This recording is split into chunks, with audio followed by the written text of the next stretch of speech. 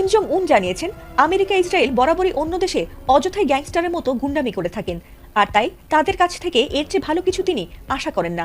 তবে খামেনিকে হত্যার পর যখন ইরান দখল করতে তারা মরিয়া হয়ে উঠেছে, ঠিক তখনই যেন তাদের বিরুদ্ধে হুঙ্কার দিলেন কিম জং উন। এবার ইরান ঠিকই মুহুর্মুহু মিসাইল মেরে ইসরায়েল ও যুক্তরাষ্ট্রকে নাজেহাল করে তুলেছে।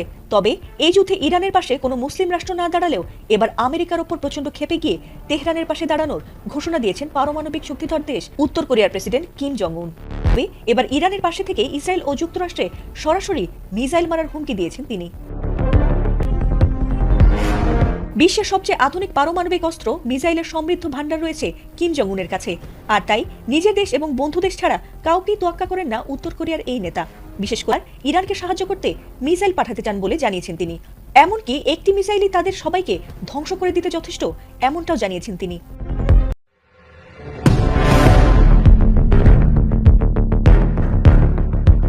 ইসরায়েল যুক্তরাষ্ট্রের হামলায় ইরানের সর্বোচ্চ নেতা আয়াতুল্লাহ আলী খামেনি নিহত হওয়ার খবর ছড়িয়ে পড়ার সাথে সাথে ইরানের মাথা যেন কোনোভাবেই ঠিক নেই। নিজেদের পরাজয় হবে এমন ভয়ের কোনো ছাপই নেই ইরানি যোদ্ধাদের। আমেরিকার শত্রু দেশ ইরানের সঙ্গে অনেক আগে থেকেই ভালো বন্ধুত্ব রয়েছে কিম জং উনের, আর ইরানের ওপর হঠাৎ ট্রাম্প নেতানিয়াহুর যৌথ বিমান হামলা মোটেই সহজভাবে নেননি উত্তর কোরিয়ার এই শক্তিশালী নেতা।